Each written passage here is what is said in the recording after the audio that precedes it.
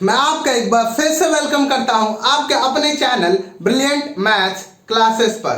तो आज की क्लास में हम डिस्कस करेंगे अपना क्वेश्चन नंबर 12। तो क्वेश्चन नंबर 12 बोल रहे find the value of x y and z in each figure. यानी कि हमें दो फिगर है, फर्स्ट फिगर ये है, सेकंड फिगर इसके बाद सॉल्व करेंगे हम। तो इसमें कह रहा है एक्स वाई जेड की वैल्यू हमें निकालनी है। ठीक है, किसकी वैल्यू निकालनी है? एक्स वाई जेड की। चलिए तो देखिए इसका फर्स्ट हम निकालेंगे x और y और z की वैल्यू। तो इसमें इस फिगर में हमें ऑलरेडी 55 दे दिया इसने। ये वाला एंगल जिसको मैंने डाल किया वो कैसा है? 55 है। तो एक बार और याद कीजिए, इससे पहले मैंने पढ़ाया था, क्या पढ़ाया था? Vertical opposite angle. Vertical opposite angle कब होता है? जब उनके बीच क्रॉस बन रहा हो। क्या बन रहा हो?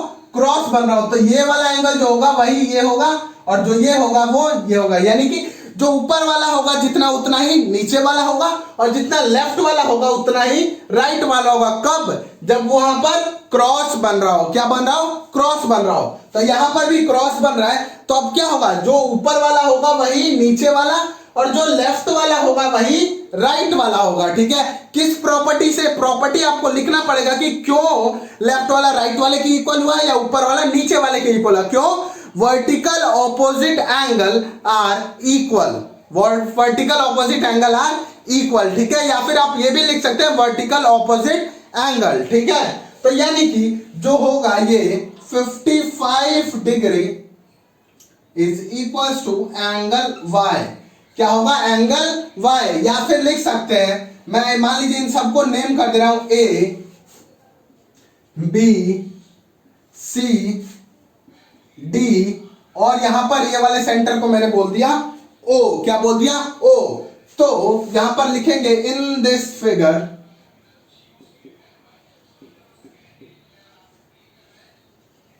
ठीक है, इस फिगर में angle A O D is equal to angle B O C.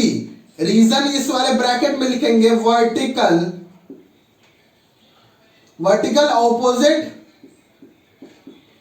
Vertically opposite angle are equal. Vertically ये क्या लिखेंगे यहां पर? Vertically opposite angles. ठीक है, क्या है ये? वर्टिकली ऑपोजिट एंगल है। ठीक है, इसी की वजह से जो एंगल, तो यानी कि ये कितना था आपका? 55 degree is equal to angle y, या y is equal to 55 degree. ठीक है, y की वैल्यू हमारे पास क्या आ गई? 55 डिग्री आ गई। ठीक है, क्यों? क्योंकि वर्टिकली ऑपोजिट एंगल है। वर्टिकल ऑपोजिट एंगल की वजह से जो लेफ्ट वाला होगा वही राइट वाला, और जो ऊपर वाला होगा वही नीचे वाला होता है। ठीक है, चलिए अब देखिए इसका नेक्स्ट अब हम निकालेंगे x। किसकी वैल्यू निकालेंगे? x की। तो अब एक और चीज देखेंगे। ये देखिए, अगर मैं इस वाली चीज को भूल जाऊं, ये पूरा पार्ट भूल गई आप, y और z को भूल जाइए, बस लाइन सेगमेंट किस पे दे? डी बी को याद रखें। किसको? डी बी को याद रखें।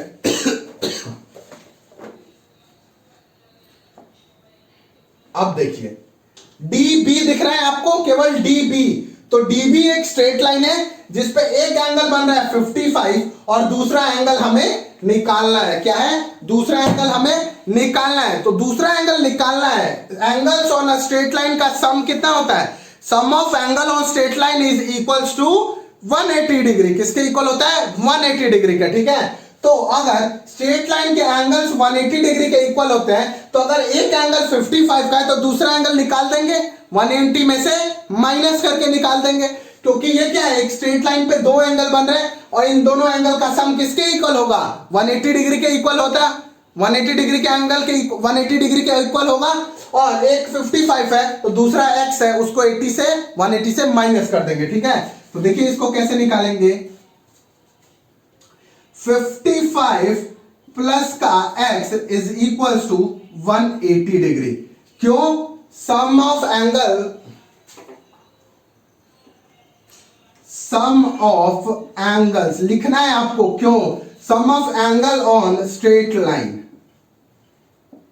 Straight line is equal to 180 degree. किसके इक्वल होता है? 180 डिग्री के इक्वल होता है sum of angles on straight line. अगर स्ट्रेट लाइन में जितने भी एंगल बने वो किसके इक्वल होंगे?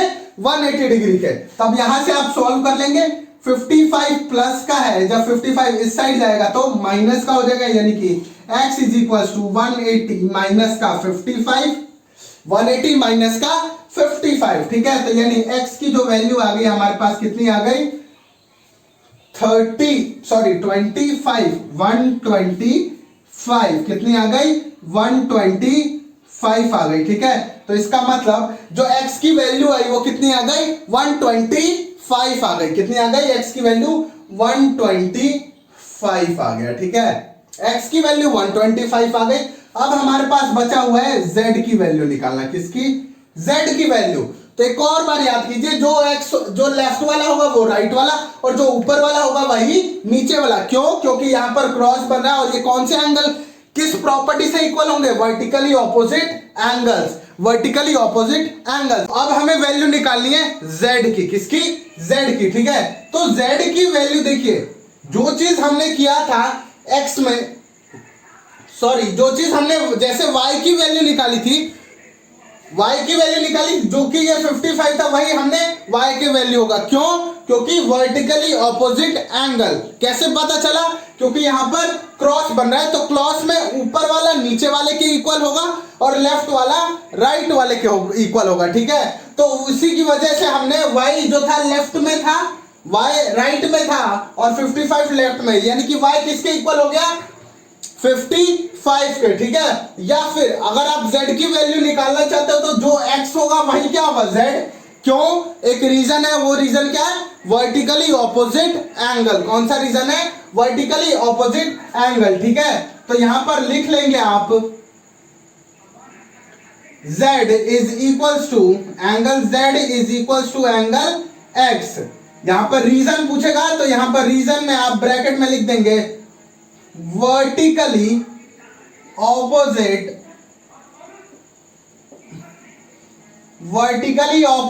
एंगल। क्या लिखेंगे? Vertically opposite angle. या फिर और अगर आप दूसरे तरीके से, या मान लीजिए कहीं पर आप भूल गए कि ये वर्टिकली ऑपोजिट एंगल वाली प्रॉपर्टी आपको नहीं याद आ रही, तो कैसे निकलेगा क्वेश्चन? z की वैल्यू, तो जैसे हमने x की वैल्यू निकाली, x की वैल्यू हमने ये दिखा, sum of angles on straight line is equals to 180 degree. जैसे कि मैंने क्या बताया था आपको, ये वाला पार्ट भूल जाना है, ये जो है नीचे वाला, तो आपको ये x और 55 एक स्ट्रेट लाइन पे दिख रहे थे, ठीक है। वैसे ही आपको ये वाला पार्ट भूल जाना है। कौन सा? ये जो मैंने लाइन किया है, ठीक है। तो अगर आप ये ऊपर वाला पार्ट भूल जाएंगे तो आपको दिख रहा होगा, ये देखिए A और C एक स्ट्रेट लाइन है जिसपे कि एंगल 55 और एंगल Z बन रहा है, ठीक है। क्या बन रहा है? एंगल 55 और Z। तो वही होगा sum of angles on a straight line is equals to 180 degree. क्या होगा? Sum of angles on straight line is equals to 180 degree. ये तो आपको पता है। तो कौन से एंगल? स्ट्रेट लाइन पे कितने भी एंगल हो उनका जो सम होगा वो किसके इक्वल आएगा? 180 डिग्री के इक्वल आएगा। किसके? 180 डिग्री। तो अभी यहां पर दो एंगल है, तो यानी दोनों का सम 180 डिग्री के इक्वल। तो यहां पर लिखेंगे 55 प्लस का z is equals to 180 degree, is equals to 180 degree, ठीक है। यहां पर ब्रैकेट में लिख देंगे एंगल्स ऑन स्ट्रेट लाइन। क्या है? एंगल्स ऑन स्ट्रेट लाइन, ठीक है। या तो आप ये वाली प्रॉपर्टी भी लिख सकते हैं या एंगल्स ऑन स्ट्रेट लाइन, बिल्कुल सही है, ठीक है। नेक्स्ट अब देखिए, तो 55 यहां पर प्लस में है और जब 55 इस साइड जाएगा तो माइनस में, यानी z is equals to 80 minus का 55, यानी कि 125 डिग्री। कितना आया? 125 डिग्री। और जो कि एग्जैक्टली x के इक्वल है। x भी 125 और z भी 125, इसलिए मैंने ऊपर वही लिख दिया था। किसकी वजह से? वर्टिकली ऑपोजिट एंगल की वजह से। या फिर भूल गए तो आप एंगल्स ऑन स्ट्रेट लाइन वाले फॉर्मूले से भी आप निकाल सकते हैं, ठीक है। तो ये था आपका क्वेश्चन नंबर 12 का फर्स्ट पार्ट। तो अब देखिए इसका सेकंड पार्ट क्वेश्चन नंबर 12 का। तो इसमें भी वही चीज कर रहा है, हमें एक्स वाई जेड की वैल्यू निकालनी है। किसकी? एक्स वाई जेड की वैल्यू निकालनी है, ठीक है। तो सबसे पहले हम वैल्यू निकालेंगे एक्स की। तो एक्स की वैल्यू निकालना बहुत ईजी है। देखिए क्या है, अगर आप ये नीचे वाई और जेड को हटा दूं मैं, अगर मैं ये वाले पार्ट को देख रहे हैं, जो मैंने कवर किया वो पार्ट आप ना देखें, बाकी का केवल ऊपर वाला पार्ट देखें। तो ऊपर वाला पार्ट में ये पूरा एक स्ट्रेट लाइन है, ये वाली जिसपे कि ऊपर वाले तीनों एंगल बन रहे हैं। ये इसकी बात कर रहा हूं मैं। ये देखिए ये पूरी एक स्ट्रेट लाइन है, ठीक है, जिसको मैंने डार्क किया है, ठीक है। तो ये क्या है? स्ट्रेट लाइन है। और अभी आपको बताया लास्ट क्वेश्चन के लास्ट में ही, जब z की वैल्यू निकाली, कि स्ट्रेट लाइन पे जितने भी एंगल्स होंगे उनका जो सम होगा वो 180 के इक्वल होगा। किसके इक्वल होगा? 180 के इक्वल होगा। यानी कि इस पे तीन एंगल बने, एक ये और एक ये। कौन सा है? 40x और 25। यानी कि इन तीनों का जो सम होगा वो किसके इक्वल होगा? आपका किसके इक्वल? 180 डिग्री के इक्वल। तो आप ब्रैकेट में क्या रीजन लेंगे? Angles on a straight line. क्या लेंगे? Angles on a straight line, या sum of angles on straight line is equals to 180 degree, is equals to 180 degree, ठीक है। तो देखिए सॉल्व करेंगे इसको, तो लिखेंगे 40 प्लस का x प्लस का 25 इज इक्वल्स टू 180 डिग्री। क्या होगा? 180 डिग्री। रीजन लिखेंगे एंगल सम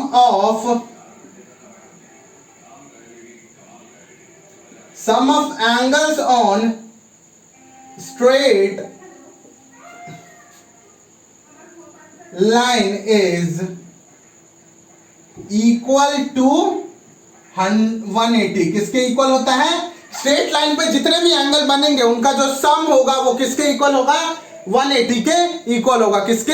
180 के इक्वल होगा। तो वही चीज मैंने ऊपर रखा है। अब देखिए इन दोनों को ऐड कर देंगे, तो यानी कि 65 प्लस का x is equals to 180।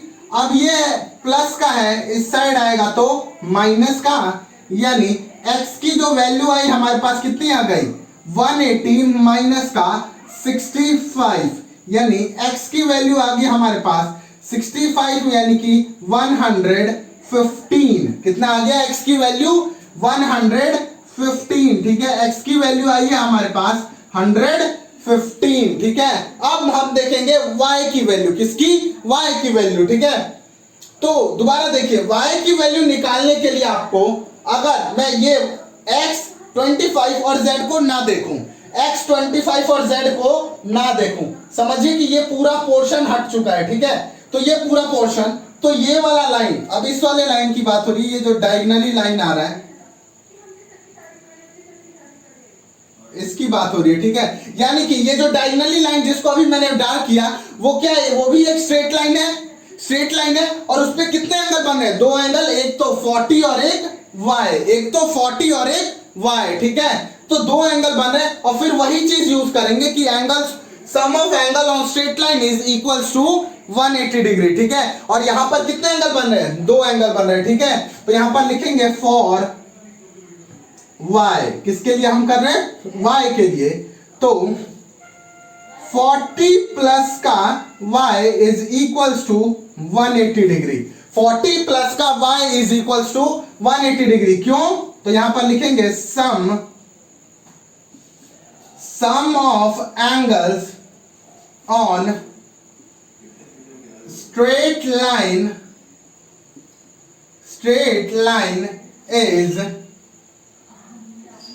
Is equal to 180 degree.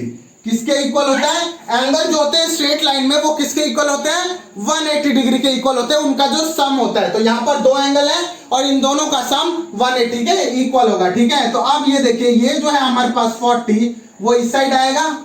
जब 40 लेफ्ट हैंड साइड से राइट हैंड जाएगा तो उसका साइन चेंज होगा, और उस साइड जाकर वो माइनस होगा। क्या होगा? माइनस होगा। यानी कि y की वैल्यू आ गई हमारे पास 140। y की वैल्यू क्या आ गई हमारे पास? 140। 40, किसकी वैल्यू आई है हमारे पास, y की, किसकी, y की वैल्यू आई है क्या, 140, ठीक है। अब हमारे पास क्या निकाला है, z की वैल्यू, किसकी, z की वैल्यू। तो z की वैल्यू भी आप दो तरीके से निकाल सकते हैं, किसकी, z की वैल्यू आप तीन तरीके से निकाल सकते हैं, ठीक है। कितने तरीके से, तीन तरीके से, ठीक है। तो देखिए z की वैल्यू आपका क्या होगा, तीन तरीके से कैसे कैसे निकलेगी।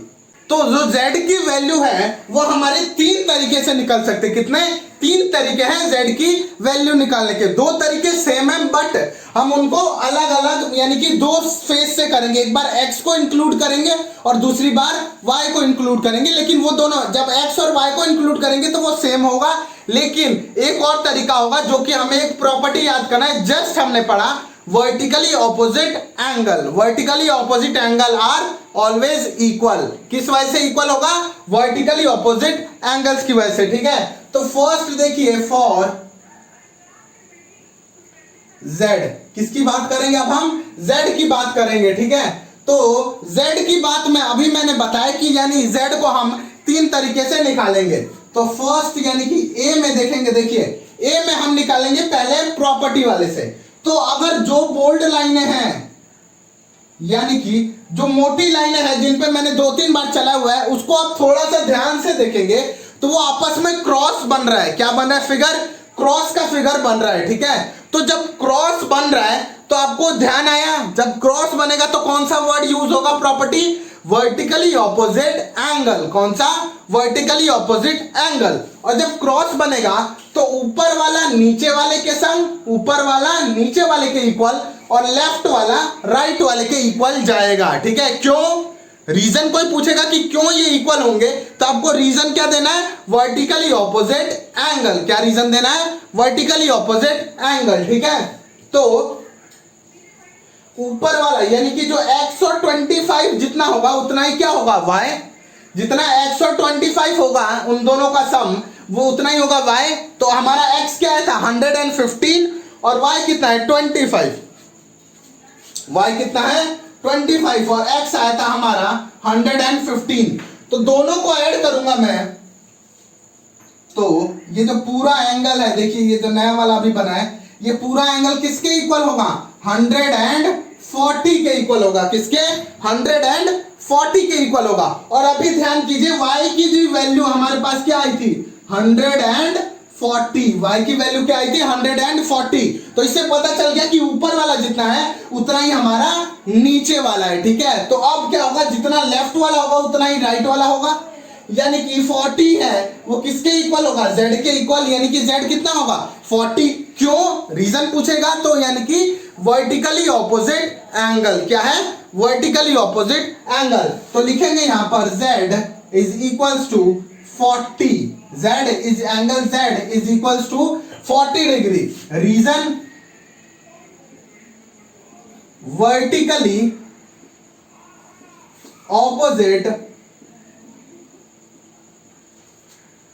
Vertically opposite angle. किसकी बात हो रही है, वर्टिकली ऑपोजिट एंगल की वजह से जो z होगा उसकी भी वैल्यू क्या आएगी, 40 डिग्री आएगी। यानी कि एक तरीके से हमारे z की वैल्यू क्या आ रही है 40, ठीक है। तो इसका मतलब सारे तरीके से भी z की वैल्यू क्या आनी चाहिए, 40 आनी चाहिए। क्या आनी चाहिए, z की वैल्यू 40 आनी चाहिए, ठीक है। अब देखिए इसका b यानी कि सेकंड वे किस तरीके से z की वैल्यू निकलेगी, ठीक है। तो अगर आप ये ऊपर वाले को हटा दें, मैं ऊपर वाला आपको दिख नहीं रहा है, तो अब देखेंगे तो ये वाला लाइन यानी कि ये वाला लाइन, ठीक है, इस वाले लाइन से नीचे देखेंगे तो इससे ये वाला लाइन एक स्ट्रेट लाइन है और इसके नीचे दो एंगल बन रहे हैं, इस स्ट्रेट लाइन पे दो एंगल बन रहे हैं। तो आपको पता है sum of angles on straight line is equals to 180 degree. किसके इक्वल होगा है 180 डिग्री के, ठीक है। तो जितने भी एंगल बनेंगे उनका जो सम होगा वो किसके इक्वल होना चाहिए, 180 डिग्री के होना चाहिए, ठीक है। तो अभी मान लीजिए हमें नहीं पता है z की वैल्यू, तो y है 140 और z, तो इन दोनों का ऐड किसके इक्वल होना चाहिए 180 के, ठीक है। तो y plus z is equals to 180 degree. Reason क्या लिखेंगे, एंगल्स या सम ऑफ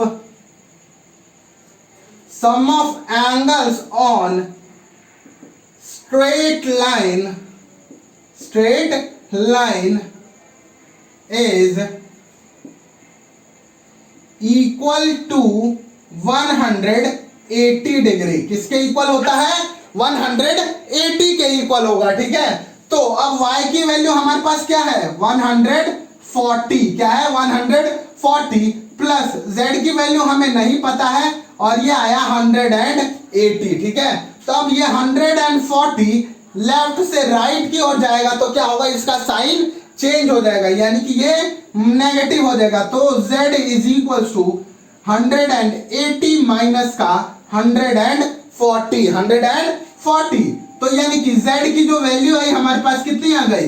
40 डिग्री। कितनी आ गई? z की वैल्यू 40 डिग्री आ गई, ठीक है। तो यहां से आपको पता चल गया ऊपर भी z की वैल्यू क्या आई थी? 40 डिग्री और नीचे भी z की वैल्यू 40 डिग्री आ गई, यानी कि हमारा जो z की वैल्यू वो एग्जैक्टली सही है, ठीक है। एग्जैक्टली करेक्ट आया, ठीक है। और इसका जो थर्ड वे है यानी कि सी, थर्ड वे आपको खुद करना है, खुद समझना है कि कौन सा थर्ड वे है जो कि भैया बता रहे हैं कि वो अभी एक और वे से हम z की वैल्यू निकाल सकते हैं, ठीक है। तो यही था आपका क्वेश्चन नंबर 12 एक्सरसाइज 5.1 का।